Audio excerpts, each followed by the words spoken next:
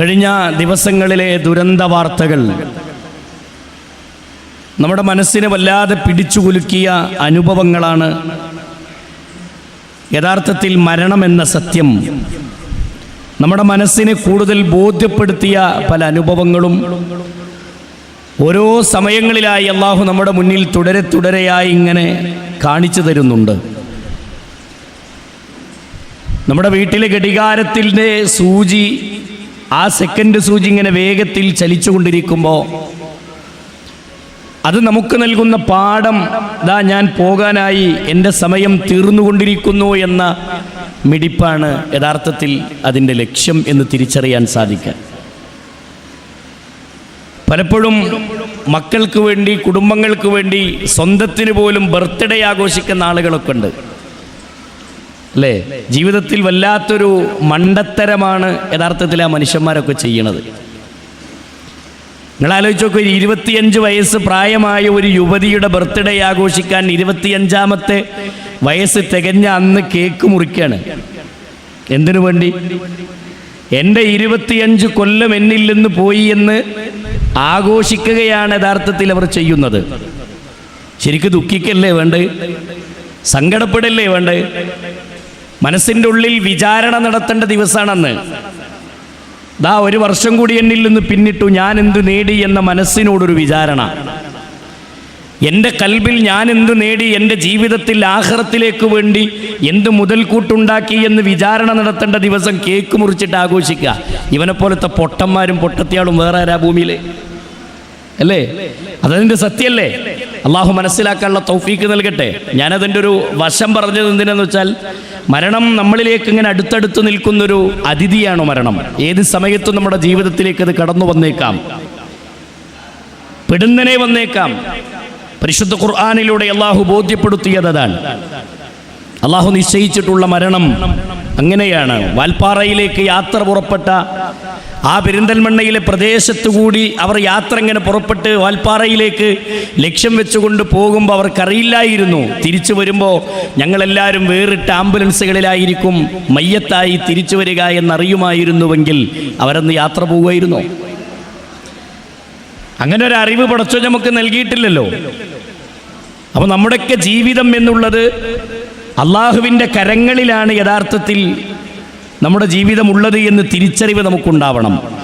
അതാണ് പരിശുദ്ധ ഖുർആനിലൂടെ റബ്ബ് പറഞ്ഞത്, വമാ തദ്രീ നഫ്സും മാദാ തക്സിബു ഗദാ വമാ തദ്രീ നഫ്സും ബിഅയ്യി അർളിൻ തമൂത് വമാ തദ്രീ നഫ്സും മാദാ തക്സിബു ഗദാ. മനുഷ്യരെ, നാളെ നിങ്ങൾ എന്ത് പ്രവർത്തിക്കുമെന്ന് നിങ്ങൾക്ക് പറയാൻ സാധ്യമല്ല. എന്നതുപോലെ തന്നെ വമാ തദ്രീ നഫ്സും ബിഅയ്യി അർളിൻ തമൂത്. നാളെ നിങ്ങൾ എവിടെ വെച്ച് ഏത് രൂപത്തിലാണ് നിങ്ങളുടെ റൂഹിനെ അല്ലാഹ് പിടിക്കുക, നിങ്ങളുടെ മരണം എങ്ങനെയാണ് സംഭവിക്കുക എന്ന് പറയാനും നിങ്ങൾക്ക് സാധ്യമല്ല. ഇതൊരാൾക്കും ഉറപ്പിച്ച് പറയാൻ കഴിയില്ല അല്ലേ? നമ്മുടെ വീട്ടിലൊരു സർട്ടിഫിക്കറ്റ് ഉണ്ട്, നമ്മുടെ വീട്ടിലൊരു പേപ്പറുണ്ട്, അതെൻ്റെ ജനന സർട്ടിഫിക്കറ്റാണ്. അതിൽ ഞാൻ ജനിച്ച ദിവസം, എൻ്റെ സമയം, എൻ്റെ പേര് എല്ലാം രേഖപ്പെടുത്തിയ, ഞാൻ ജനിച്ചത് വീട്ടിലാണോ ഹോസ്പിറ്റലിലാണോ ആ സ്ഥലം വരെ രേഖപ്പെടുത്തിയ ഒരു പേപ്പർ നമ്മുടെ കയ്യിലുണ്ട്. എന്നാൽ മരണത്തെ സംബന്ധിച്ചുള്ളൊരു മുൻകൂട്ടി ഒരു ഡെത്ത് ഡേ ഉണ്ടോ നമ്മുടെ കയ്യിൽ? ഇല്ലല്ലോ. അതിനെ സംബന്ധിച്ചൊരറിവും നമ്മുടെ കരങ്ങളിലില്ല. അതുകൊണ്ട് ആ ഒരു മരണം എൻ്റെ ജീവിതത്തിലേക്ക് വരാനുണ്ട് എന്ന വിചാരം നമ്മുടെ മനസ്സിൽ എപ്പോഴും ഉണ്ടാവണം. അതാണ് മഹാനായ നബി കരീം സല്ലല്ലാഹു അലൈഹി വസല്ലമ പറഞ്ഞത്, അക്സിറു സിക്റ ഹാദിമിൽ ലദ്ദാത്തിൽ മൗത്ത്. അക്സിറു സിക്റ, നിങ്ങൾ ധാരാളം ഓർക്കണം കേട്ടോ, ധാരാളം നിങ്ങൾ ചിന്തിക്കണം. ഹാദിമിൽ ലദ്ദാത്തിൽ മൗത്ത്, എല്ലാവിധ സ്വപ്നങ്ങളെയും മുറിച്ചു കളയുന്ന മരണം, അത് നിങ്ങളുടെ കൂടെയുണ്ട് എന്ന ഓർമ്മ നിങ്ങൾക്കുണ്ടാവണം. മഹാനായ നബി കരീം സല്ലല്ലാഹു അലൈഹി വസല്ലമ പഠിപ്പിച്ച ഈ ഹദീസിനെ വിവരിക്കുന്നിടത്ത് പണ്ഡിതന്മാർ പഠിപ്പിക്കുന്നത് കാണാം. എന്തിനാണ് നിങ്ങൾ മരണത്തെക്കുറിച്ച് ചിന്തിക്കണമെന്ന് പറഞ്ഞത്? എന്തിനാണ് മരണത്തെ ധാരാളം നിങ്ങൾ ഓർക്കണമെന്ന് പറയാനുള്ള കാരണം എന്താണ്? അതിൻ്റെ ഒന്നാമത്തെ കാരണം പറഞ്ഞത് നിങ്ങൾ നന്മകളിൽ വ്യാപൃതരാകാൻ വേണ്ടിയാണ്, നിങ്ങൾ തിന്മകളിൽ നിന്ന് വിട്ടു നിൽക്കാൻ വേണ്ടിയാണ്. മരണചിന്ത ജീവിതത്തിലുള്ള ഒരാളെ സംബന്ധിച്ചിടത്തോളം അവൻ എപ്പോഴും മരണത്തെ ഓർത്തുകൊണ്ട് ജീവിക്കുമ്പോൾ അവൻ്റെ നന്മകളിൽ അവന് ആവേശമുണ്ടാകും, അവന് ഗഫലത്തവനിൽ നിന്നില്ലാതെയാകും. അതായത് അലസതയില്ലാതെ ഇബാദത്തുകൾ വർദ്ധിപ്പിക്കാൻ അവന് സാധിക്കും. അതുപോലെ തന്നെ എല്ലാ ഹറാമിൻ്റെ ലോകത്തു നിന്നും അവന് രക്ഷപ്പെടാൻ അവൻ ഈ മരണചിന്ത ഉപകരിക്കും. ഈ മരണത്തെക്കുറിച്ചുള്ള ഓർമ്മ അവൻ്റെ ജീവിതത്തിലേക്ക് കടന്നു വരുന്നതിലൂടെ യഥാർത്ഥത്തിൽ സംഭവിക്കുന്നത് എന്താ? ഈ മരണത്തെക്കുറിച്ചുള്ള ഓർമ്മ ജീവിതത്തിൽ നിലനിൽക്കുന്നതിലൂടെ ഞാൻ മരിക്കേണ്ടവനാണ് എന്ന ബോധം എപ്പോഴുണ്ടാകുമ്പോൾ തിന്മകളില്ലാതെ ജീവിക്കാൻ പറ്റും. തിന്മകളില്ലാതെ ജീവിക്കാൻ പറ്റും, അതിന് കഴിയും. വീട്ടിൽ ഇന്ന് നമ്മളൊക്കെ ചെയ്യുന്ന ഏറ്റവും വലിയ പ്രവർത്തനം എന്താ? ഇന്ന് മനുഷ്യന്മാർ ചെയ്യുന്ന വലിയ ഇബാദത്ത് ഏതാ? നിങ്ങൾ പറയും, ഏതാ വലിയ ഇബാദത്ത്? കൂടുതൽ ചെയ്യുന്ന ഇബാദത്ത് ഏതാ? തോണ്ടുക. ഫോണിൽ തോണ്ടി തീർത്ത സമയം എത്രയെന്ന് നമ്മളോടൊന്ന് വിചാരണ ചെയ്ത് നമ്മളെ കൽബിനോടൊന്ന് ചോദിച്ചു നോക്കി. ഇന്നത്തെ ദിവസങ്ങൾക്ക് വലിയ തൗഫീക്കാ. ഇന്ന് വൈകുന്നേരം വരെ തോണ്ടൽ കുറവായിരിക്കും, അല്ലേ? അതല്ലേ സത്യം? ഇന്ന് ഞാൻ ഇവിടെ അല്ലായിരുന്നുവെങ്കിൽ ഞാനിപ്പോൾ എവിടെ ഇരിക്കും?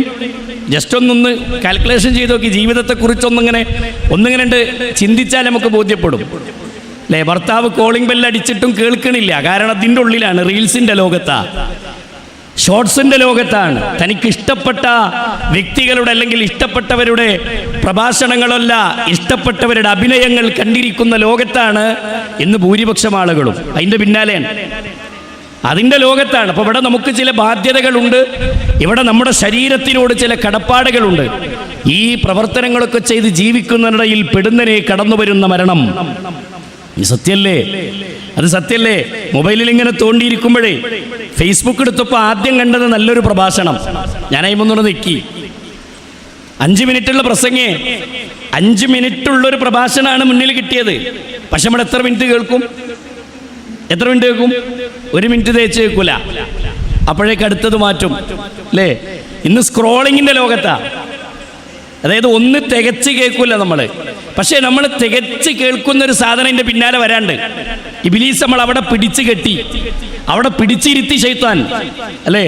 അവിടെ നമ്മൾ മരണം മറന്നു, പരലോകം മറന്നു, ഖബറിനെ മറന്നു, വിചാരണ മറന്നു, ഹിസാബിനെ മറന്നു, എല്ലാം മറന്നു. നമ്മൾ ദുനിയാവിൻ്റെ ആഡംബരങ്ങളിൽ ഇങ്ങനെ മുഴുകി ജീവിക്കുകയാണ്. പരിശുദ്ധ ഖുർആനിലൂടെ റബ്ബ് പഠിപ്പിച്ച വാചകം അതാണ്. എപ്പോഴും നമ്മുടെ മനസ്സിലുണ്ടാവണം, കുല്ലു നഫ്സിൻ ദാഇഖത്തുൽ മൗത്ത് ഫഇന്നമാ തുവഫൗന ഉജൂറകും യൗമൽ ഖിയാമ ഫമൻ സുഹ്സിഹ അനിൻ നാരി വഉദ്ഖിലൽ ജന്നത ഫഖദ് ഫാസ് വമൽ ഹയാത്തുദ് ദുനിയാ ഇല്ലാ മതാഉൽ ഉറൂർ. നമ്മളെ ചടച്ചിരുത്തി ദുനിയാവിനെ കുറിച്ച് അല്ലാഹു ഇങ്ങനെ വർണ്ണിക്കുക. എല്ലാ നഫ്സുകളും ചിന്തിക്കണം, കുല്ലു നഫ്സിൻ ദാഇഖത്തുൽ മൗത്ത്. എല്ലാ നഫ്സുകളും മരണത്തിൻ്റെ രുചി ആസ്വദിക്കുക തന്നെ ചെയ്യും. മരണത്തിനൊരു ആസ്വാദനമുണ്ട്, അതിലേക്ക് ഞാൻ വരാം. എന്നിട്ട് പഠിച്ചോൻ പറഞ്ഞ വാക്കെന്താ അറിയോ? ഫഇന്നമാ തുവഫൗന ഉജൂറകും യൗമൽ ഖിയാമ. മനുഷ്യന്മാർ ചെയ്ത നന്മ തിന്മകൾക്കുള്ള പ്രതിഫലം ലഭിക്കുന്നത് നാളെ ഖിയാമത്ത് നാളിൽ വെച്ചിട്ടാണ്, വിചാരണയുടെ ലോകത്ത് വെച്ചിട്ടാണ്. എന്നിട്ട് അല്ലാഹു പഠിപ്പിക്കുന്ന വാചകം, ഫമൻ സുഹ്സിഹ അനിൻ നാരി വഉദ്ഖിലൽ ജന്ന. അന്നത്തെ ദിവസം ആരാണോ നരകത്തിൽ നിന്ന് രക്ഷപ്പെട്ട് സ്വർഗത്തിലേക്ക് പ്രവേശിക്കുന്നത്, ഫഖദ് ഫാസ്, അവരാണ് വിജയം കൈവരിച്ചവരായ ആളുകൾ, അവരാണ് രക്ഷപ്പെട്ടവരായ ആളുകൾ. എന്നിട്ട് ഖുർആൻ പറഞ്ഞു, വമൽ ഹയാത്തുദ് ദുനിയാ ഇല്ലാ മതാഉൽ ഉറൂർ. നിങ്ങൾ കളിക്കുന്ന ഭൂമിയില്ലേ, നിങ്ങൾ വലുതായി കാണുന്ന ദുനിയാവില്ലേ, നിങ്ങളേറെ ഇഷ്ടപ്പെടുന്ന ഈ ദുനിയാവില്ലേ, അത് ഇല്ലാ മതാഉൽ ഉറൂർ, അത് നിങ്ങളെ വഞ്ചിക്കുന്ന വിഭവമാണ്, നിങ്ങളെ വഞ്ചിക്കുന്ന ചരക്കാണ് എന്ന് പരിശുദ്ധ ഖുർആൻ. അത് നിങ്ങളെ ചതിക്കുന്ന ചരക്കാണെന്ന ഖുർആൻ പറഞ്ഞത്. അതുകൊണ്ട് നമ്മുടെ മനസ്സിനോട് നമ്മൾ ചോദിക്കണം, നമ്മുടെ ഖൽബിനോട് നമ്മൾ ചോദിക്കണം, ഞാൻ എന്ത് നേടി ഈ ദുനിയാവിൽ? ഞാൻ എന്തു നേടി? അല്ലേ? ഈ ദുനിയാവ് എപ്പോഴും നമ്മളിങ്ങനെ ഒരു അലങ്കാരമായി കൊണ്ടടക്കുക. ഇവിടെ നമ്മൾ ആരുമല്ല, ഇവിടെ നമ്മൾ ആരുമല്ല. പണ്ഡിതന്മാർ പറഞ്ഞല്ലോ, പൊട്ടാ നീ മുന്തുള്ളി ചെഞ്ചോരക്കട്ട, പിന്നെ നീ കാഷ്ടം ചുമന്നോരു കൊട്ട, പെട്ടാലു ചത്ത് ചകമല്ല പൊട്ട, പറവിന്നുടലിൻ ബഹുമാനം പൊട്ട. ഉമ്മാന്റെ ഗർഭപാത്രത്തിൽ രൂപപ്പെട്ട കാലത്ത് അള്ളിപ്പിടിച്ച് കിടക്കുന്ന ഒരു രക്തക്കട്ടയായിരുന്നു നീ. അവിടെ നിന്ന് ഭൂമിയിലേക്ക് ജനിച്ചപ്പോ നീ ഭൂമിയിൽ ഒരു കാഷ്ടപ്പെട്ടിയായി മാറി. മനുഷ്യൻ ദുർബലനാണ്, ഒന്നുമല്ലാത്തൊരു കാഷ്ടപ്പെട്ടിയായി നീ മാറിയിരുന്നു. പിന്നീട് നിന്റെ ഖബറിലേക്ക് നിന്നെ കൊണ്ടുപോകുന്നൊരു ദിവസം, മയ്യത്തുകെട്ടിലാകുന്ന വാഹനത്തിലേറ്റി നിന്നെ കൊണ്ടുപോകുന്നൊരു ദിവസം, അന്നത്തെ ദിവസം നിന്റെ കരങ്ങളിൽ ഒന്നുമില്ല, നീ ദുർബലനാണ് എന്ന് പണ്ഡിതന്മാർ രേഖപ്പെടുത്തുന്ന വരികൾ നമുക്ക് കാണാം. അതുകൊണ്ട് മരണം നമ്മുടെ കൂടെയുണ്ട്. മഹാനായ അബൂബക്കർ സിദ്ദീഖ് റളിയല്ലാഹു അൻഹു പഠിപ്പിക്കുന്ന വാചകം കാണാം. അബൂബക്കർ റളിയല്ലാഹു അൻഹു പറയാണ്, നിങ്ങളുടെ ചെരുപ്പിന്റെ വാറ് കാലിനോട് എത്ര അടുത്ത് നിൽക്കുന്നുണ്ടോ അത്ര അടുത്ത് നിങ്ങളുടെ മരണം നിങ്ങളുടെ കൂടെയുണ്ടെന്ന്. മരണം അത്ര അടുത്ത് നിങ്ങളുടെ കൂടെയുണ്ടെന്ന് മഹാനായ അബൂബക്കർ സിദ്ദീഖ് റളിയല്ലാഹു അൻഹു പഠിപ്പിക്കുന്നത് നമുക്ക് കാണാം. കാലിൻ്റെ ചെരുപ്പിൽ ധരിച്ചിട്ടുള്ള ചെരുപ്പിൻ്റെ വാറ് കാലിനോട് എത്ര അടുത്ത് നിൽക്കുന്നുണ്ടോ അത്ര അടുത്ത് നിങ്ങളുടെ കൂടെ മരണം ഉണ്ട്. ആ മരണത്തെ എപ്പോഴും എന്ത് ചെയ്യണം? ഓർക്കണം. ആ മരണത്തെ എപ്പോഴും ചിന്തിക്കണം.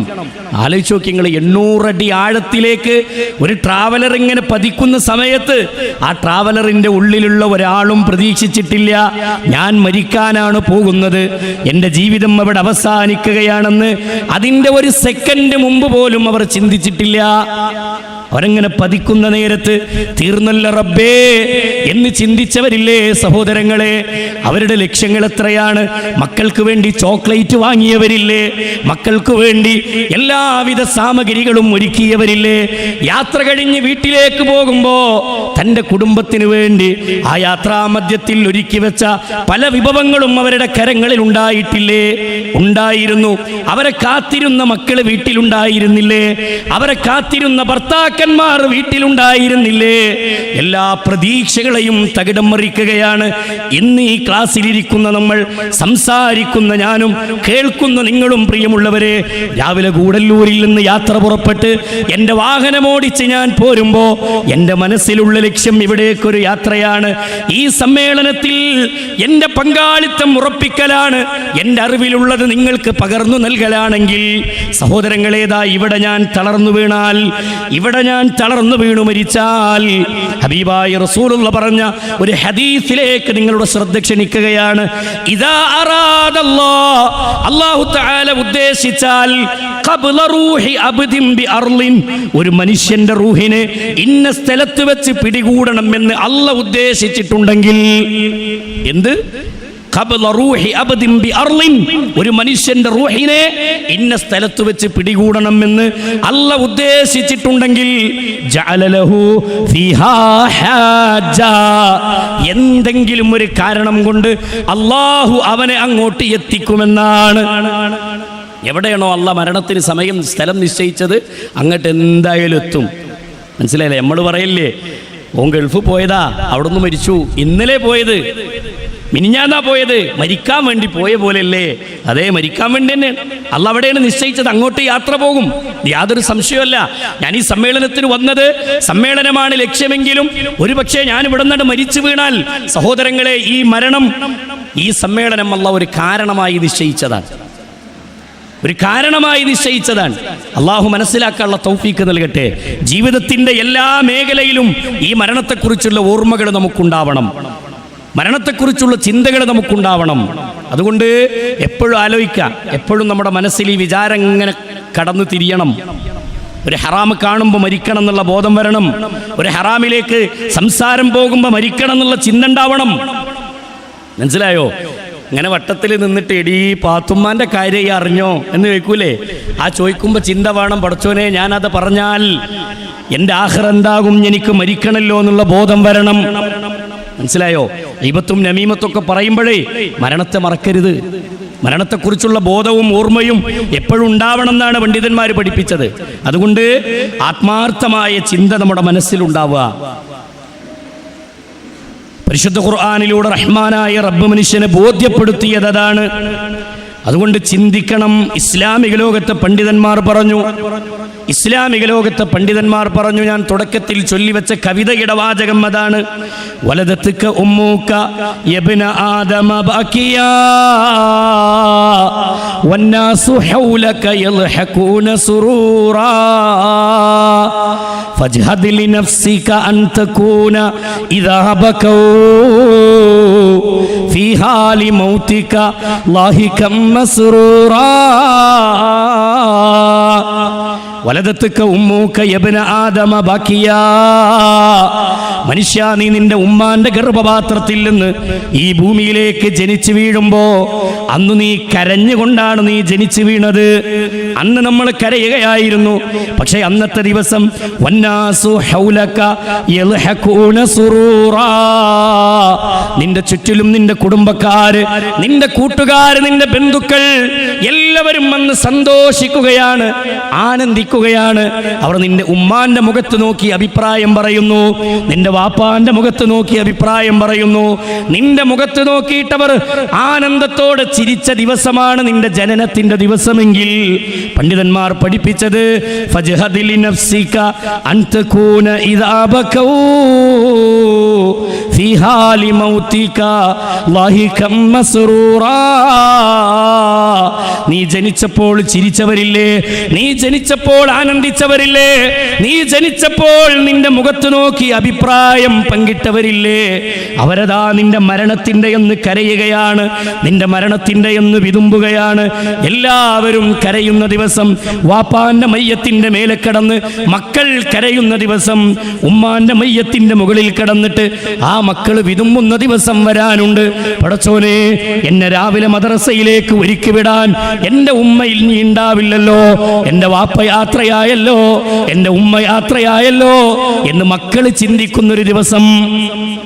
ആ ദിവസത്തെ ചിന്തകളെ കുറിച്ചാണ് നമ്മൾ ആലോചിക്കേണ്ടത്. അന്നത്തെ ദിവസം സഹോദരങ്ങളെ, മയ്യത്ത് കെട്ടിലാകുന്ന വാഹനത്തിലേക്ക് രണ്ട് കാലും കൂട്ടിക്കെട്ടി, താടിയല്ലുകൾ കൂട്ടിക്കെട്ടി നമ്മുടെ ശരീരം ഇങ്ങനെ കിടത്തുമ്പോ ഈ ദുനിയാവിൽ നിന്ന് ഒന്നും നമ്മൾ കൊണ്ടുപോകുന്നില്ല. നമ്മളൊന്നും നമ്മുടെ മുന്നിലേക്ക് ഖബറിലേക്ക് നമ്മൾ കൊണ്ടുപോകാനില്ല. നമ്മൾ പോകുന്ന ലോകമേതാണ്? നമ്മൾ പോകുന്ന ലോകം സഹോദരങ്ങളെ ഖബറെന്ന ലോകത്തെ ാണ്. അവിടെ നമ്മൾ കൊണ്ടുപോകാനൊന്നുമില്ല. 3 കഷ്ണം തുണിയോ 5 കഷ്ണം തുണിയോ അല്ലാതെ അള്ളാഹുവിന്റെ അടുക്കലേക്ക് യാത്രയാകുമ്പോ ഈ ഭൂമിയിൽ നിന്ന് ഒന്നും നമ്മുടെ കൂടെയില്ല. കാലിയാണ് നമ്മുടെ കരങ്ങൾ, അല്ലേ? അന്നെല്ലാവരും കരയും, എല്ലാവരും വിതുമ്പും. ഭാര്യ മരിച്ചു പോകുമ്പോൾ ഭർത്താവ് കരയും, ഭർത്താവ് മരിച്ചു പോകുമ്പോൾ ഭാര്യ കരയും. കേട്ടില്ലേ നമ്മള്? മൈനറിയത്തിയുമായി കൺതടം ഒലിച്ചില്ലേ, മണവാട്ടിയെയും വിട്ടതത്ഭുതമല്ലേ, കെട്ടിപ്പിടിച്ചവൾ ചുംബനം തന്നില്ലേ, അവളന്യമെത്തയിൽ പെട്ടതത്ഭുതമല്ലേ. ഒരു വിശദീകരണത്തിൻ്റെ ആവശ്യമില്ലാത്ത നിലക്ക് പണ്ഡിതന്മാരെ രേഖപ്പെടുത്തിയ വാക്കുകളാണ്. അതുകൊണ്ട് അങ്ങനൊരു യാത്ര നമുക്ക് പോകണം. ഞാൻ പറയണെന്തരോ, ആ യാത്ര എന്തായാലും ഉണ്ട്. പക്ഷെ ആ യാത്രക്ക് വേണ്ടി എന്ത് പാതേയമാണ് നമ്മൾ ഒരുക്കിയത്? എന്താ ഉള്ളത് നമ്മുടെ കയ്യിൽ? നിസ്കാരമുണ്ടോ? നോമ്പുണ്ടോ? സ്വതക്കുണ്ടോ? ദാനധർമ്മം ചെയ്തതിന്റെ പ്രതിഫലമുണ്ടോ? അയൽവാസിയോട് പിണങ്ങാതെ സ്നേഹത്തിലും അടുപ്പത്തിലും ജീവിച്ചതിന്റെ കൂലിയുണ്ടോ? എന്തിനധികം കുടുംബത്തിൽ തനിക്ക് വേണ്ടപ്പെട്ടവരെ കാണുമ്പോൾ പുഞ്ചിരിച്ചതിന്റെ സ്വതക്കയുടെ പ്രതിഫലം നമ്മുടെ കരങ്ങളിലുണ്ടോ? ഒക്കെ ഉണ്ടെങ്കിലേ ആഖിറത്തിൽ എന്തെങ്കിലുമൊക്കെ ഉണ്ടാവുള്ളൂ. മനസ്സിലായണ്ടോ? ആഖിറത്തിൽ അതൊക്കെ ഉണ്ടാവുള്ളൂ, മറ്റതൊന്നും ഉണ്ടാവില്ല, ബാക്കി ഉണ്ടാവില്ല. റഹ്മാനായ റബ്ബിന്റെ നിർദ്ദേശപ്രകാരം സുമ്മ ഖദാ അജലൻ, അല്ല നിശ്ചയിച്ചൊരവധി എത്തുമ്പോൾ നമ്മൾ ഭൂമിയിൽ നിന്ന് പോകണം, യാത്ര പോകണം. എല്ലാവരും മരിക്കും, എല്ലാവരും മരിക്കും. മരിക്കാതെ ആരെങ്കിലും ബാക്കിയാകോ ഭൂമിയിൽ? ഇല്ലല്ലോ. മരിക്കാതെ ആരെങ്കിലും ബാക്കിയാകുമായിരുന്നുവെങ്കിൽ ലകാന റസൂലുള്ളാഹി ഫീഹാ മുഖല്ലദാ, അള്ളാന്റെ റസൂൽ സല്ലല്ലാഹു അലൈഹി വസല്ലം അവിടെ ബാക്കിയാകേണ്ടതാണ് അല്ലേ? പണ്ടൊക്കെ നമ്മൾ മലയാള പുസ്തകത്തിൽ പഠിച്ച കവിതാ ശകലങ്ങളില്ലേ, എന്താ? സമർത്ഥനായ സീസറും പ്രസിദ്ധനായ ഹോമറും സമർത്ഥമറ്റ സോളമൻ തുടങ്ങിയുള്ള വിജ്ഞരും അമർന്നുപോയി കാലചക്ര വിഭ്രവത്തിലെങ്കിൽ നമുക്കു പിന്നെ എന്തു ശങ്ക, മാറ്റമൊന്നുമില്ലതിൽ. ജീവിതത്തിൽ നിന്ന് നമ്മളും പോണെന്നാ പറഞ്ഞതിൻ്റെ അർത്ഥം. സീസറും പ്രസിദ്ധനായ ഹോമറൊക്കെ ഭൂമിയിൽ നിന്ന് പോയി അല്ലേ? നമ്മളെ സംബന്ധിച്ചിടത്തോളം കരളിന്റെ കഷ്ണമായ മുഹമ്മദുർ റസൂലുള്ളാഹ് സ്വല്ലല്ലാഹു അലൈഹി വസല്ലമ ലോകത്തോട് യാത്രയായിട്ടുണ്ട്. ആ റസൂലുള്ളാഹിന്റെ ഒരു വേർതിരിവ് ഒന്ന് ആലോചിച്ച് നോക്കി. വഫാത്തിന്റെ നേരത്ത് മരണത്തിന്റെ വേദന ഇങ്ങനെ കടിച്ചമർത്തി പിടിക്കുമ്പോ അള്ളാഹിന്റെ റസൂലിന്റെ പേരക്കുട്ടികൾ വരികയാണ് റസൂലുള്ളാഹിന്റെ അടുത്ത്. പേരക്കിടാങ്ങൾ വന്ന് ചോദിക്കുന്നുണ്ട്, വല്ലിപ്പാക്ക് മരണത്തിന്റെ വേദന ഉണ്ടോ വല്ലിപ്പാ?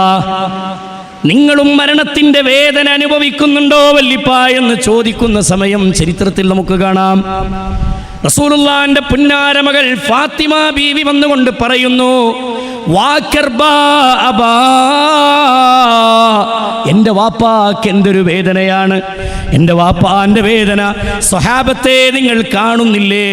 എൻ്റെ ഉപ്പാക്ക് എന്തൊരു വേദനയാണ്. ഫാത്തിമാൻ ഇങ്ങനെ അടുത്തേക്ക് വിളിച്ചു റസൂല്, യാ ഫാത്തിമത്ത് ഖിത്അതു ഖൽബി, എൻ്റെ കരളിൻ്റെ കഷ്ണമായ മോളെ ഫാത്തിമ, മർഹബൻ ബിബിനതി, അടുത്തേക്ക് വാ മോളെ, ചാരത്തിരിക്കു മോളെ. എന്നിട്ട് നബി സല്ലല്ലാഹു അലൈഹി വസല്ലമ പറഞ്ഞു കൊടുക്കുന്ന വാക്ക് കാണാം, വാപ്പാന്റെ വേദന ഇതോടെ തീർന്നു മോളെ, ഇനി വാപ്പാക്ക് വേദന ഉണ്ടാവുകയില്ലെന്ന് ആ മകളോട് പറയുമ്പോ, എന്റെ മോളെ വാപ്പ വിട പറയുകയാണെന്ന് പറയുമ്പോ ഫാത്തിമ ബീവി വിതുമ്പിക്കരഞ്ഞത് ചരിത്രത്തിന്റെ താളുകളിൽ ഉണ്ടെങ്കിൽ അങ്ങനത്തെ ഒരു ദിവസം സഹോദരങ്ങളെ നമ്മുടെ ജീവിതത്തിൽ വരാനില്ലേ? ഇല്ലേ? നമ്മുടെ കുടുംബങ്ങളിൽ നിന്ന് വിട്ടുപോകേണ്ട ഒരു ദിവസം, അന്ന് കൊണ്ടുപോയി വെക്കുന്ന ബർസഖിയായ ലോകം, ഖബറെന്ന ലോകം, ആ മരണം സംഭവിക്കുമെന്ന കാര്യത്തിൽ തർക്കമില്ല. ഉണ്ടോ? മരണം സംഭവിക്കുന്നുള്ള കാര്യത്തിൽ തർക്കമുണ്ടോ? ആർക്കില്ല. ഞാൻ മരിക്കൂല എന്ന് വാശി പിടിക്കാൻ ഭൂമിയിൽ അഹങ്കരിച്ച് നിൽക്കാൻ പറ്റിയ ആരുണ്ട് ഭൂമിയിൽ? ആർക്കും കഴിയില്ല. പക്ഷേ നമ്മൾ യാത്രയാകുന്ന സമയത്ത് നമ്മുടെ കൈകളിൽ സ്വർഗത്തിലേക്ക് വേണ്ടി പോകാൻ എന്തുണ്ട് അല്ലേ? മൻ കാന ആഖിറു കലാമിഹി ഖൗലു ലാ ഇലാഹ ഇല്ലല്ലാഹ് ദഖലൽ ജന്ന. ലാ ഇലാഹ ഇല്ലല്ലാഹ് പിഴക്കാതെ ജീവിതത്തിൽ പകർത്തുകയും അവസാനത്തെ വാക്ക് ലാ ഇലാഹ ഇല്ലല്ലാഹ് ആവുകയും ചെയ്താൽ ദഖലൽ ജന്ന, അവൻ സ്വർഗത്തിലേക്ക് പ്രവേശിച്ചു. എൻ്റെ തൊട്ടു മുമ്പ് സംസാരിച്ച സഹോദരൻ്റെ വിഷയം അതായതുകൊണ്ട് ഞാൻ അതിലേക്ക് ആഴത്തിലേക്ക് പോണില്ല. അതുകൊണ്ട് നമുക്കൊക്കെ ആ കെലിമത്ത് ചൊല്ലി മരിക്കാൻ കഴിയണമെങ്കിൽ ഒരു ഹുസ്നുൽ ഖാത്തിമയിലേക്ക് പോകണം. ഒരു യുവാവ് മരണത്തിൻ്റെ വക്കീലാണ്. ഒരു യുവാവായ മനുഷ്യൻ മരണത്തിൻ്റെ വക്കീൽ, മരണത്തോട് മല്ലിട്ട് നിൽക്കുന്ന സമയം, ആ സമയത്ത് നബി സല്ലല്ലാഹു അലൈഹി വസല്ലമ ആ ചെറുപ്പക്കാരനെ കാണാൻ വേണ്ടി വന്നു.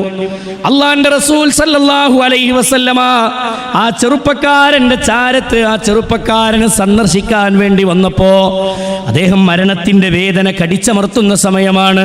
അള്ളാന്റെ റസൂൽ സല്ലല്ലാഹു അലൈഹി വസല്ലമ ആ ചെറുപ്പക്കാരനോട് ചോദിക്കുന്നുണ്ട്, നിന്റെ മനസ്സിൽ ഇപ്പൊ എന്ത് തോന്നുന്നു എന്നാണ് റസൂലുള്ളാഹിന്റെ ചോദ്യം. ആ യുവാവിനോട് ചോദിക്കാണ്, നിന്റെ മനസ്സിൽ എന്താ ഇപ്പൊ അനുഭവപ്പെടുന്നത്, എന്താ തോന്നുന്നത്? ആ സമയത്ത് ഈ ചെറുപ്പക്കാരൻ പറഞ്ഞു, യാ റസൂലല്ലാഹ്, അല്ലാഹുവിന്റെ റസൂലേ, എനിക്ക് തോന്നുന്നത് നബിയേ, എൻ്റെ മനസ്സിൽ ഒരു പേടി തോന്നുന്നു റസൂലേ. മനസ്സിലൊരു പേടി ഇങ്ങനെ അനുഭവപ്പെടുന്നുണ്ട്. എൻ്റെ മനസ്സിൽ നബിയേ അതിൻ്റെ കൂടെ ഒരു പ്രതീക്ഷയുമുണ്ട് റസൂലേ. നരകത്തെക്കുറിച്ചുള്ള പേടിയും സ്വർഗത്തെക്കുറിച്ചുള്ള പ്രതീക്ഷയും രണ്ടും എൻ്റെ കൽബിലുണ്ട് നബിയേ എന്ന് പറഞ്ഞപ്പോൾ നബി സല്ലല്ലാഹു അലൈഹി വസല്ലമ പറഞ്ഞു, ഒരാൾ മരിക്കുന്ന നേരത്ത് ഈ രണ്ട് വികാരങ്ങൾ ഒരുമിച്ച് കൂടിയാൽ, പേടിയും പ്രതീക്ഷയും ഒരാളുടെ കൽബിൽ ഒരുമിച്ച് കൂടിയാൽ, ഹബീബുനാ മുഹമ്മദുർ റസൂലുള്ളാഹ് സല്ലല്ലാഹു അലൈഹി വസല്ലമ പറയാണ്, ആ പേടിയും പ്രതീക്ഷയ്ക്കും അല്ലാഹു വ്യക്തമായ പരിഹാരം നൽകും. അയാൾ പേടിക്കുന്നതിൽ നിന്ന് അല്ലാഹു അയാളെ സംരക്ഷിക്കും. അയാൾ പ്രതീക്ഷിക്കുന്നതിനെ അയാൾക്ക് അല്ലാഹു നൽകുകയും ചെയ്യും. ആ പേടിയും പ്രതീക്ഷയുള്ള പോലെ ഒരു ജീവിതം ഈ ഭൂമിയിൽ ക്രമീകരിച്ചവർക്കേ അത് കഴിയുള്ളൂ. മനസ്സിലാവുണ്ടോ? അങ്ങനെ ക്രമീകരിച്ചവർക്കേ കഴിയുള്ളൂ. ഒരു വക്ത് നിസ്കാരം തെറ്റാതെ നിസ്കരിക്കാൻ നമുക്ക് പറ്റുണ്ടോ? ഉമ്മമാരെ നന്നായിട്ടൊന്ന് ചിന്തിക്കണം. ഇന്ന് ഖലാ വീട്ടുന്ന ആൾക്കാരുണ്ട്. ഖലാ വീട്ടുക എന്നാ പറയാ. ഖലാ എന്ന് പറഞ്ഞാൽ തന്നെ വീട്ടലാണ്. ഇനി അതിൻ്റെ മേലേക്ക് വേറൊരു വീട്ടലൊന്നും വേണ്ട. ഖലാ എന്ന സമ്പ്രദായം ദീനിലില്ല. നിങ്ങൾ ആദ്യം മനസ്സിലാക്കിക്കോളൂ, ഇസ്ലാമിൽ അങ്ങനെ ഒരു നിയമമല്ല. ഇസ്ലാമിൽ ജംഉം ഖസ്റുമുണ്ട്. ഒരു രോഗിക്ക് അല്ലെങ്കിൽ ഒരു യാത്രക്കാരന് ഒക്കെ അനുവദിച്ചു കൊടുത്ത ജംഉ ഖസ്ർ എന്ന ഇളവുകളുണ്ട്. അല്ലാതെ വെറുതെ സമയം തള്ളി നീക്കിയിട്ട് ഖലാ എന്നൊരു സമ്പ്രദായത്തിലേക്ക് പ്രവേശിക്കുന്ന ശൈലി ദീനിലുള്ളതല്ല. ചിലന്മാരൊക്കെ നിസ്കരിക്കല് ഇശാ നിസ്കാരത്തിന് നിൽക്കുമ്പോൾ രാത്രി 9:30-10 മണിയാവും. അപ്പം ഇങ്ങോട്ട് തുടങ്ങാണ് ളുഹ്ർ മുതൽ. ളുഹ്ർ, അസർ, മഗ്രിബ്, ഇശാ നിസ്കരിക്കണണ്ട തറാവിയാന്ന് തോന്നും. ഒറ്റ നിസ്കാരം അല്ലാഹു സ്വീകരിച്ചിട്ടുണ്ടാവില്ല. ഇമാം ദഹബി റഹ്മത്തുള്ളാഹി അലൈഹി അദ്ദേഹത്തിന് അൽ കബായിർ എന്ന് പറയുന്ന ഒരു ഗ്രന്ഥമുണ്ട്. ഇമാം ദഹബിക്ക് അൽ കബായിർ എന്ന് പറയുന്ന ഗ്രന്ഥത്തിൽ 76ഓളം വൻ പാപങ്ങൾ എഴുതിയ കിതാബാണ് അൽ കബായിർ എന്ന് പറയുന്ന കിതാബ്. ഇമാം ദഹബിയുടെ അൽ കബായിർ എന്ന ബാബിൽ എൻ്റെ ഓർമ്മ ശരിയാണെങ്കിൽ 10ാമത്തെ ബാബ് തർക്കുസ് സ്വലാഹ്, നമസ്കാരം ഉപേക്ഷിക്കുന്നവൻ വൻ പാപിയാണെന്ന് റസൂലുള്ളാഹി സ്വല്ലല്ലാഹു അലൈഹി വസല്ലമയുടെ ഹദീസുകൾ ക്രോഡീകരിച്ച് എണ്ണിപ്പഠിപ്പിച്ച ഒരു ഗ്രന്ഥം.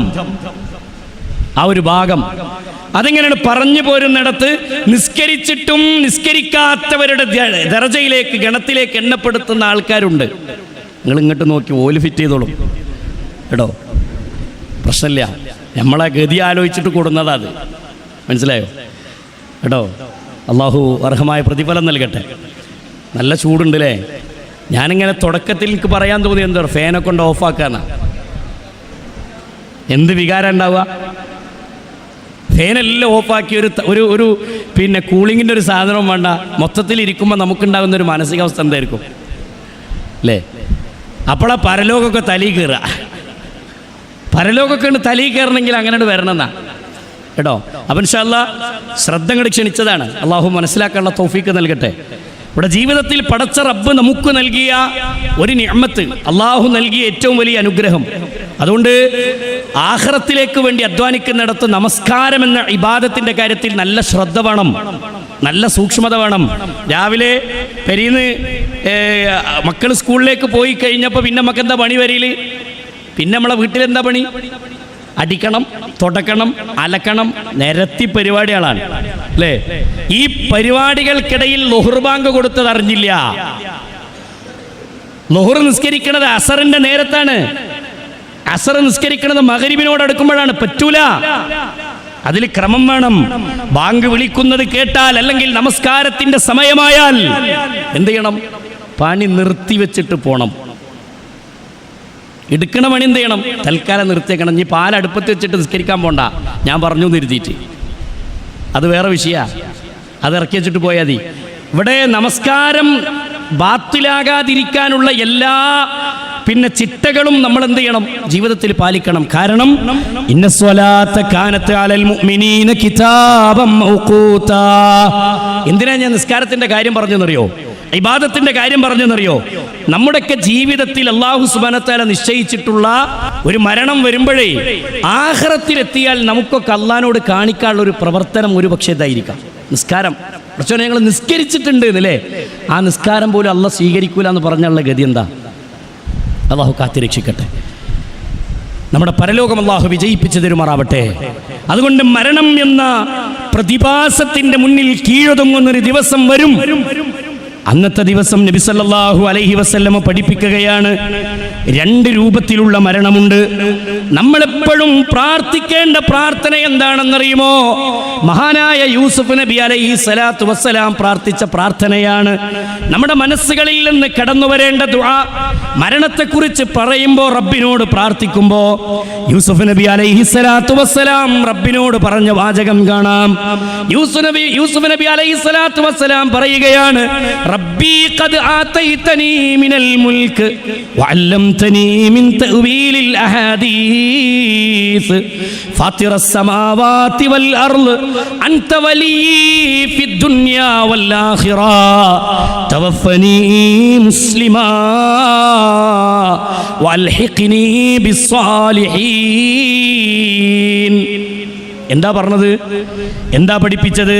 മഹാനായ യൂസുഫ് നബി അലൈഹി സ്വലാത്തു വസ്സലാം പറയാണ്, റബ്ബി ഖദ് ആതൈതനി മിനൽ മുൽക്ക്, അല്ലാഹുവേ എൻ്റെ റബ്ബേ, ഖദ് ആതൈതനി മിനൽ മുൽക്ക്, നീ എനിക്ക് രാജാധിപത്യം നൽകിയിരിക്കുന്നു റബ്ബേ, ഭൂമിയിൽ ഭരിക്കാനുള്ള ഭരണാധികാരം നീ എനിക്ക് നൽകിയിട്ടുണ്ട് നാഥാ. വഅല്ലംതനി മിൻ തഅ്വീലിൽ അഹാദീസ്, ആളുകൾ കാണുന്ന സ്വപ്നത്തിന്റെ വ്യാഖ്യാനം പറയാനുള്ള കഴിവും നീ എനിക്ക് നൽകിയിട്ടുണ്ട് പടച്ചോനെ. അതുകൊണ്ട് റബ്ബേ, അൻത വലിയ്യി ഫിദ് ദുനിയാ വൽ ആഖിറ, അൻത വലിയ്യി, നീയാണ് വലിയ, നീയാണ് സംരക്ഷകൻ, ഫിദ് ദുനിയാ വൽ ആഖിറ, ഇഹലോകത്തും പരലോകത്തും നീയാണ് എൻ്റെ സംരക്ഷകൻ. അതുകൊണ്ട് ഞാൻ ചോദിക്കുന്നു റബ്ബേ, തവഫനി മുസ്ലിമാ, നീ എന്നെ മുസ്ലിമായി മരിപ്പിക്കണേ അല്ലാ, എന്നെ നീ മുസ്ലിമായി മരിപ്പിക്കണേ അല്ലാ. തവഫനി മുസ്ലിമാ വഅൽഹിഖ്നി ബിസ്സാലിഹീൻ, സ്വാലിഹീങ്ങളുടെ കൂട്ടത്തിൽ നാളെ സ്വർഗത്തിൽ നീ എന്നെ ഉൾപ്പെടുത്തുകയും ചെയ്യണേ അല്ലാ.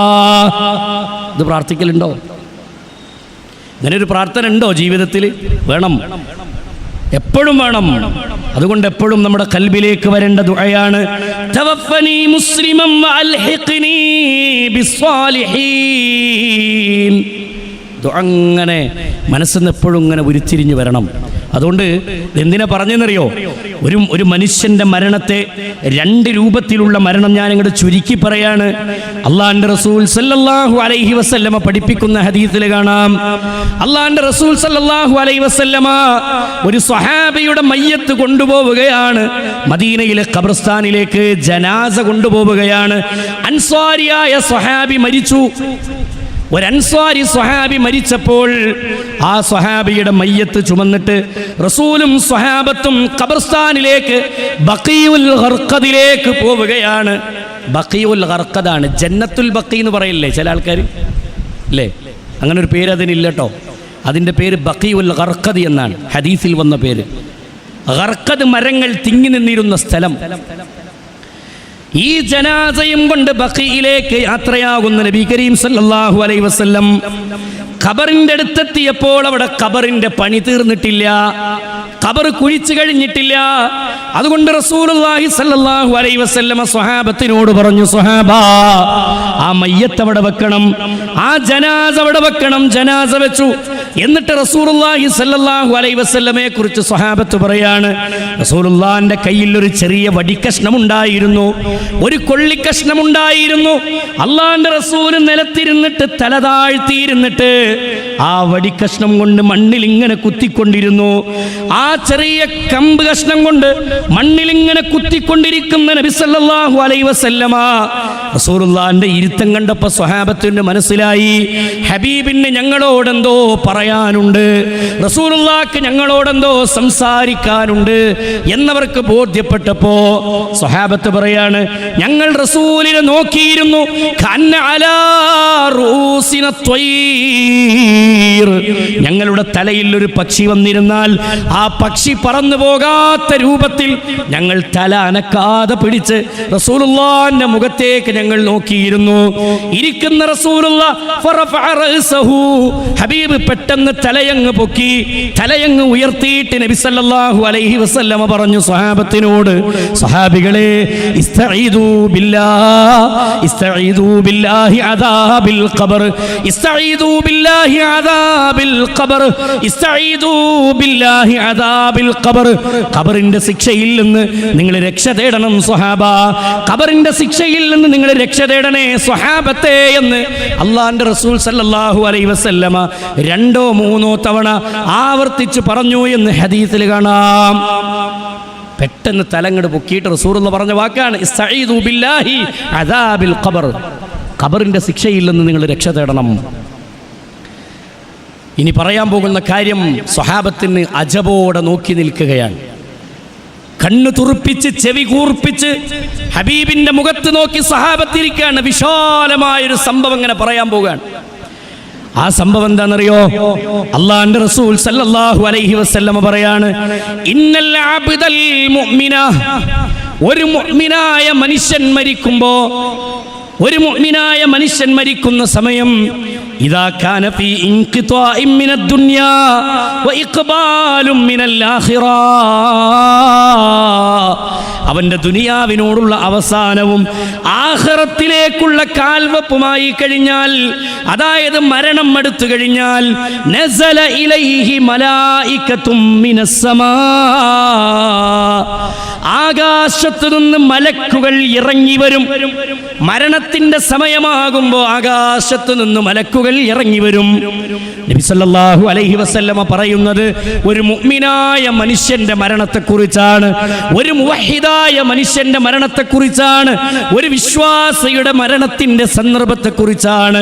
നസല ഇലൈഹി മലായികത്തും മിനസ് സമാ, ആകാശത്തു നിന്ന് മലക്കുകൾ ഇറങ്ങി വരും. ആ മലക്കുകളുടെ പ്രത്യേകത ബീളുൽ വുജൂഹ്, വെളുവെളുത്ത മുഖമുള്ള മലക്കുകളാണ്.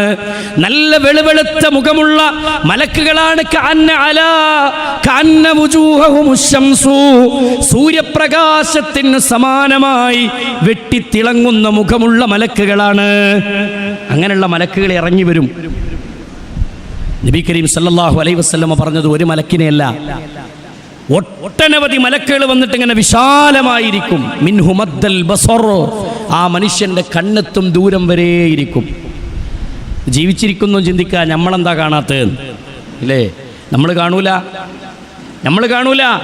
മരണത്തിന്റെ വേദന സഖറാത്തിന്റെ ഹാലിലുള്ളവൻ അനുഭവിക്കുന്ന അനുഭവങ്ങളാണ്. അള്ളാഹുവിന്റെ റസൂൽ സല്ലല്ലാഹു അലൈഹി വസല്ലമ പറയാണ്, കൂടിയിരിക്കുന്ന കണ്ണെത്തും ദൂരം വരെ വിശാലമായിരിക്കുന്ന മലക്കുകളുടെ കൂട്ടത്തിൽ നിന്ന് യജീഉ മലക്കുൽ മൗത്ത് അലൈഹി സ്വലാത്തു വസ്സലാം, മലക്കുൽ മൗത്ത് എണീറ്റ് വരും. ശ്രദ്ധിക്കണേ, നമ്മൾ പറയാറുള്ള പേരില്ല അസ്രായിൽ, അല്ലേ? അസ്രായിൽ എന്നൊരു പദം ഹദീസിൽ കണ്ട ആൾക്കാരുണ്ടോ? ഇവിടെ ഉണ്ടാവില്ല. അസ്രായിൽ എന്ന പദം ഖുർആനിൽ എവിടെങ്കിലും വായിച്ച ഓർമ്മ നമുക്കുണ്ടോ? മെമ്മറി ഇല്ല. അസ്രായിൽ എന്നൊരു പേര് അങ്ങനെ ഒരു മലക്കില്ല, മനസ്സിലായിക്കോളി. ഒരു മലക്കിന് അസ്രായിൽ എന്നുള്ളൊരു പേരില്ല. ഹദീസിന്റെ താളുകളിലോ ഖുർആനിന്റെ വചനങ്ങളിലോ സ്വഹാബത്തുൽ കിറാമിന്റെ വാക്കുകളിൽ എവിടെയില്ല. പിന്നെ ഖുർആൻ ഉപയോഗിച്ച പദപ്രയോഗം എന്താ അറിയോ? എവിടെ ഖുർആൻ ഉപയോഗിച്ച പദപ്രയോഗം മലക്കുൽ മൗത്ത്, മരണത്തിന്റെ മലക്ക് കേട്ടോ, മരണത്തിന്റെ മലക്ക്. അപ്പം ഇനി എപ്പോഴും എന്ത് വേണം? മരണത്തിന്റെ മലക്ക് എന്ന് പറയണം. മരണത്തിന്റെ മലക്ക്. അല്ലാഹുവിന്റെ റസൂൽ സല്ലല്ലാഹു അലൈഹി വസല്ലമ പറഞ്ഞു, യജീഉ മലക്കുൽ മൗത്ത് അലൈഹി സ്വലാത്തു വസ്സലാം, ഇരിക്കുന്ന മലക്കുകളുടെ കൂട്ടത്തിൽ നിന്ന് മലക്കുൽ മൗത്ത് എഴുന്നേറ്റ് വരും. എന്നിട്ട് ഈ മരിക്കാനായ മനുഷ്യന്റെ തലഭാഗത്ത് വന്നിരുന്നിട്ട് ഈ മനുഷ്യനോട് പറയും, യാ അയ്യത്തുഹൻ നഫ്സു ത്വയ്യിബ, ഏ നല്ല ആത്മാവേ, ത്വയ്യിബായ ആത്മാവേ, ഉഖ്റുജി, നീ പുറത്തേക്ക് വാ, നീ പുറപ്പെട്ടു വാ, ഇലാ മഗ്ഫിറത്തിൻ മിനല്ലാഹി വറിദ്വാനാ, ഇലാ മഗ്ഫിറത്തിൻ, അല്ലാഹുവിന്റെ പാപമോചനത്തിലേക്കും, വറിദ്വാനാ, റിദ്വാനിലേക്കും, അതായത് സ്വർഗ്ഗത്തിലേക്കും നീ മടങ്ങിപ്പോര്. ആരെ വിളിക്കണത്? തൗഹീദുള്ള, നിസ്കാരം നിലനിർത്തിയ, തഖ്വയോടുകൂടി ജീവിച്ച, അള്ളാനെ ഭയന്ന് ജീവിച്ച മനുഷ്യന്റെ അടുക്കൽ മലക്ക് വന്ന് പറയുന്ന വാക്കിതാണ് അല്ലേ? ആരാണ് ആ മനുഷ്യന്റെ പ്രത്യേകത എന്നറിയോ?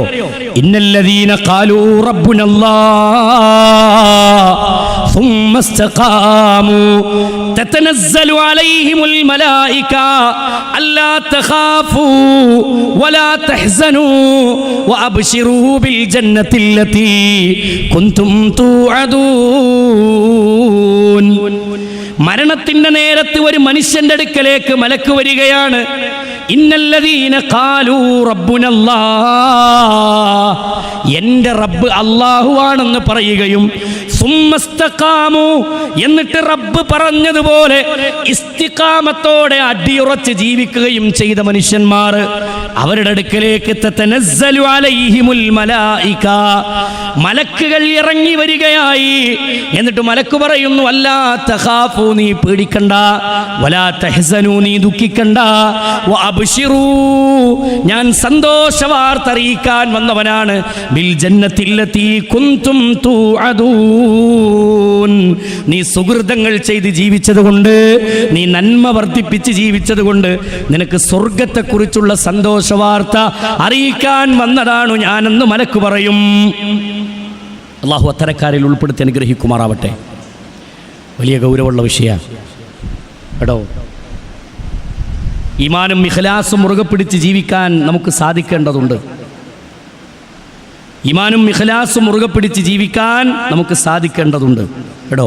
അതുകൊണ്ട് ആത്മാർത്ഥമായി ചിന്തിക്കുക. നിന്റെ സമയം ഇങ്ങനെ അവസാനിച്ചു വരികയാണ്, ചീട്ട് കിട്ടിയ സ്ഥിതിക്ക് കേട്ടോ. നിങ്ങൾ ചുരുക്കണമല്ലോ. വലിയൊരു പ്രോഗ്രാം ആകുമ്പോൾ ഉണ്ടാവും മരണാനന്തരമൊക്കെ വിഷയം തന്നാൽ 3 മണിക്കൂർ ടൈം എന്നാൽ തീരൂല. കാരണം പരലോക പറയാൻ പോണേ, നമ്മളൊരു മൂലക്കൊക്കെ എത്തിയിട്ടില്ല കേട്ടോ. ഇൻഷാ അല്ലാഹ് അള്ളാഹ് തൗഫീഖ് ചെയ്താൽ ഇനിയൊരു സമയത്ത് നമുക്ക് വിശദമായി പറയാം കേട്ടോ. റഹ്മാനായ റബ്ബ് തൗഫീഖ് നൽകുമാറാവട്ടെ. ഏതായാലും റഹ്മാനായ റബ്ബ് പഠിപ്പിച്ച വാക്കാണ്. അപ്പോൾ അവിടെ ഒരു വിശ്വാസിയുടെ മരണം അങ്ങനെ, എന്നാൽ ഒരു അവിശ്വാസിയുടെ മരണമോ, ഒരു തോന്നിവാസിയുടെ മരണമോ, ആ തോന്നിവാസിയെ കുറിച്ച് ഖുർആനിലൂടെ റബ്ബ് പഠിപ്പിക്കുന്നത് കാണാം. അള്ളാഹുവിൻ്റെ റസൂലിനെ വിളിച്ചുകൊണ്ട് പറയുകയാണ്, യാ റസൂലല്ലാഹ്, അള്ളാഹുവിൻ്റെ റസൂലേ, കാഫിറിന്റെയും ഫാജിറിന്റെയും തോന്നിവാസിയുടെയും മരണത്തിന്റെ രംഗം, അവന്റെ അടുക്കലേക്ക് മലക്കുൽ മൗത്ത് വരും. സൂദുൽ വുജൂഹ്, കറുകറുത്ത മുഖമുള്ള മലക്ക്, ഭീകരന്മാരായ മലക്ക്, ആ മലക്ക് അവന്റെ മുന്നിലേക്ക് വരും. എന്നിട്ട് മലക്ക് വന്ന് പറയുന്ന വാചകം എന്താ? ഈ മലക്ക് വന്ന് പറയുന്ന വാചകം എന്താണെന്നറിയുമോ? സൂദുൽ വുജൂഹ്, കറുകറുത്ത മുഖമുള്ള മലക്ക് വന്നിട്ട് പറയാണ്, അയ്യത്തു അന്നഫ്സുൽ ഖബീസ്, വൃത്തികെട്ട ആത്മാവേ, ഉഖ്റുജീ, നീ പുറത്തേക്ക് വാ, ഇലാ സഖത്തിൻ മിനല്ലാഹി വഗളബിൻ, അല്ലാഹുവിന്റെ പാപത്തിലേക്കും റബ്ബിന്റെ കോപത്തിലേക്കും നീ മടങ്ങിക്കോ എന്ന് പറയും. മനസ്സിലായോ? ആ സമയത്ത് ഈ റൂഹ് ഇങ്ങനെ ഒളിയുന്നാണ്, ശരീരത്തിലേക്ക് വലിയുന്ന ആ സമയത്ത് ഖുർആൻ പറഞ്ഞു, യദ്രിബൂന വുജൂഹഹും വഅദ്ബാറഹും വദൂഖു അദാബൽ ഹരീഖ്, അവൻ്റെ മുഖത്തടിക്കും, അവൻ്റെ പെരടിക്കടിക്കും, എന്നിട്ട് പിടിച്ചു വലിക്കുന്ന നനഞ്ഞ പഞ്ഞിക്കെട്ടിൽ നിന്ന് ഇരുമ്പിൻ്റെ കൊളുത്ത് വലിച്ചൂരുന്നത് പോലെ എന്ന് റസൂലുള്ളാഹി സ്വല്ലല്ലാഹു അലൈഹി വസല്ലം പറഞ്ഞു. അതുകൊണ്ട് ആ ഒരു സൂക്ഷ്മത, ശ്രദ്ധയൊക്കെ ജീവിതത്തിൽ ഉണ്ടാവണം. അങ്ങനെ ഒരു മരണത്തിലേക്ക് നമ്മൾ പോയിക്കൂടാ. ഫലാ തമൂതുന്ന ഇല്ലാ വഅൻതും മുസ്ലിമൂൻ, മുസ്ലിമായിട്ടല്ലാതെ നിങ്ങൾ മരിക്കരുതേ എന്നാണ് ഖുർആൻ പഠിപ്പിച്ചതെങ്കിൽ, ഈ മരണം കഴിഞ്ഞാൽ പിന്നെ നമ്മൾ പോയി കിടക്കുന്ന ഖബർ, ബർസഖിയായ ലോകം, അത് വേറെയാണ്. ഒറ്റക്ക് കിടക്കുന്ന ഖബർ, അവിടെ ആരും നമ്മുടെ കൂടെയില്ല. അവിടെയുള്ളത് മണ്ണിന്റെ തലയിണയാണതിൽ നിനക്കുള്ളത്, ഞെരുക്കത്തിനാലിരു ഭിത്തിയാണതിലുള്ളത്, ചിതലും പുഴുക്കൾ മാളവും പെരുത്തുണ്ടതിൽ, സന്തോഷമാണവകൾക്ക് നീ ചെല്ലുന്നതിൽ, പൊൻവർണ്ണ കോമള മൃദുലമായ ശരീരമിൽ, സമരത്തിലാണ് പരസ്പരം തിന്നുന്നത്, കാർഡില്ല റേഷൻ വേണ്ട പോലതിലുണ്ട്, ക്യൂ സിസ്റ്റമില്ല, തള്ളലാണത് കൊണ്ട്. ഒറ്റക്ക് കിടക്കുന്ന ഖബറിലേക്ക് പുഴുക്കളും വണ്ടുകളും മരിച്ചു വരികയാണ്. അരിച്ചു വരുന്ന ഖബറിന്റെ ലോകത്ത് നമ്മൾ മിനുക്കിയ മുഖമില്ലേ, പുരികം പ്ലഗ് ചെയ്തവരില്ലേ, ലിഫ്റ്റിക്കിട്ട് നടന്നവരില്ലേ, മുഖം മിനുക്കി നടന്നവരില്ലേ, അല്ലാഹ് ഹറാമാണെന്ന് പറഞ്ഞിട്ടും ആ ഹറാം ചെയ്തവരില്ലേ? ആ മിനുക്കം എവിടെ പോയി? ആ തിളക്കം എവിടെ പോയി? ജിമ്മിന് പോയിട്ട് ബോഡി ഉണ്ടാക്കുന്ന മനുഷ്യന്മാരില്ലേ, അവരുടെ ശരീരത്തിലൂടെ പുഴുക്കൾ അരിക്കുന്ന ദിവസമാണ്, വണ്ടുകൾ അരിച്ചു നീങ്ങുന്ന ദിവസമാണ്, ഖബറിൽ ഒറ്റക്ക് കിടക്കുന്ന ദിവസമാണ്, കിളിവാതികളില്ലാത്ത ലോകമാണത്. അള്ളാന്റെ റസൂല് പറഞ്ഞു, അവിടെ നിങ്ങൾക്ക് ഉപകാരപ്പെടുന്നത് എന്താണെന്നറിയുമോ? യത്ബഉൽ മയ്യിത സലാസ, 3 കാര്യങ്ങൾ മയ്യത്തിന്റെ പിന്നാലെ വരും. ഒരു മനുഷ്യൻ മരിച്ചാൽ ആ മയ്യത്തിനെ അനുഗമിക്കുന്നത് 3 കാര്യങ്ങളാണ്. അഹ്ലുഹു വമാലുഹു വഅമലുഹു. 1 അഹ്ലുഹു, അവന്റെ കുടുംബക്കാരാണ്. 2 വമാലുഹു, അവന്റെ മാലാണ്, അവന്റെ ധനമാണ്. 3 വഅമലുഹു, അവന്റെ അമലുകളാണ്. ഈ 3 കാര്യങ്ങൾ അവന്റെ പിന്നാലെ പോകും. ഫയർജിഉ ഇസ്നാനി, 2 അവിടെ നിന്ന് തിരിച്ചു പോരും. വയബ്ഖാ വാഹിദാ, 1 അവന്റെ ഖബറിൽ ബാക്കിയാകും. ഫയർജിഉ, മടങ്ങിപ്പോരുന്ന 2 അഹ്ലുഹു വമാലുഹു, അവന്റെ ധനവും അവന്റെ കുടുംബവുമാണ്. അത് ഖബറിന്റെ അവിടെ നിന്ന് തിരിച്ചു പോരും. ഒരു മക്കളും പറയില്ല ഉമ്മാന്റെ ഖബറിലേക്ക് ഞാനും പോകട്ടെ എന്ന്. ഒരു മക്കളും അവകാശപ്പെടുകയില്ല. ആ ഖബറിൽ ഒറ്റക്ക് കിടക്കുകയാണ്. അന്ന് വയബ്ഖാ അമലുഹു, അമലവന്റെ ഖബറിൽ ബാക്കിയാണ്, സുഹൃതങ്ങൾ അവന്റെ ഖബറിൽ ബാക്കിയാണ്. അതുകൊണ്ട് ബാക്കിയാകുന്ന ഖബറിലേക്ക് വേണ്ടി അമലുകൾ ചെയ്യാൻ സാധിച്ചിട്ടുണ്ടോ? സുഹൃതങ്ങൾ ചെയ്യാൻ കഴിഞ്ഞിട്ടുണ്ടോ? മാതാപിതാക്കളെ സംരക്ഷിക്കാൻ കഴിഞ്ഞിട്ടുണ്ടോ? ജീവിതം വൃത്തിയോടെ സൂക്ഷിക്കാൻ കഴിഞ്ഞിട്ടുണ്ടോ? തോന്നിവാസത്വങ്ങളിൽ നിന്ന് കണ്ണിനെയും കാതിനെയും ശരീരങ്ങളെയും ഒക്കെ സൂക്ഷിക്കാൻ നമുക്ക് കഴിഞ്ഞിട്ടുണ്ടോ? ഇസ്ലാമിക വേഷം ധരിക്കാൻ നമുക്ക് കഴിയുന്നുണ്ടോ? അള്ളാന്റെ ദീനനുസരിച്ച് ജീവിക്കാൻ നമുക്ക് കഴിഞ്ഞിട്ടുണ്ടോ? ഖബറിൽ നമ്മൾ ഒറ്റക്കാണ്. പുഴുക്കളുടെ ലോകമാണത്, വണ്ടുകളുടെ ലോകമാണത്. 3-ാമത്തെ ദിവസം കണ്ണിന് ദ്വാരം വന്ന് കണ്ണിന്റെ ഉള്ളിലൂടെ വണ്ടുകൾ അരിക്കുന്നൊരു ദിവസമാണ്. ബർസഖിന്റെ ലോകം, അത് ഞെരുക്കത്തിന്റെ ലോകമാണ്, അത് വിചാരണയുടെ ലോകമാണ്, അത് ശിക്ഷയുടെ ലോകമാണ് എന്ന് പരിശുദ്ധ ഖുർആനിലൂടെ അല്ലാഹ് നമ്മളെ പഠിപ്പിച്ചിട്ടുണ്ടെങ്കിൽ, ആ മരണവും കഴിഞ്ഞ് ഖബറും കഴിഞ്ഞ് 2ാമതൊരു ഉയർത്തെഴുന്നേൽപ്പിന്റെ ദിവസമുണ്ട്. അതാണ് യൗമുൽ ഹിസാബിന്റെ ദിവസം. ഇദാ സുൽസിലത്തിൽ അർളു സിൽസാലഹാ, ഭൂമി അതിന്റെ പ്രകമ്പനം കൊള്ളുന്ന ദിവസം, അതിന്റെ കുലുക്കം കുലുങ്ങുന്ന ദിവസം, അതേ ഭയങ്കരമായ കുലുക്കം. വഖാലൽ ഇൻസാനു മാലഹാ, മനുഷ്യന്മാർ ചോദിച്ചു പോവുകയാണ്, എന്തു പറ്റി ഭൂമിക്ക്, എന്ത് സംഭവിച്ചു ഭൂമിക്ക്, എന്താ പറ്റിപ്പോയതെന്ന്. അത് ഖിയാമത്തിന്റെ ദിവസമാണ്, അല്ലാഹ് പിടിച്ചു കുലുക്കുന്ന ദിവസം. അന്നത്തെ ദിവസം വിചാരണക്ക് വേണ്ടി കൊണ്ടുപോയി നിർത്തപ്പെടുന്ന ദിവസം വന്ന് വിചാരണ ചെയ്യുന്ന സന്ദർഭത്തെ ഖുർആൻ പഠിപ്പിക്കുന്നുണ്ട്.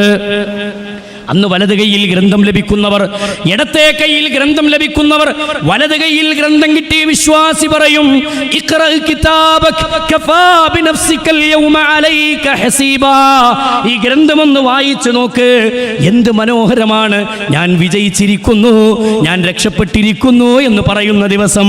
അന്നാണ് സ്വർഗനരകങ്ങൾ വേർതിരിക്കുന്ന ദിവസം. വിചാരണ പറയാൻ തന്നെ ഒരുപാട് സമയം വേണം സഹോദരിമാരെ.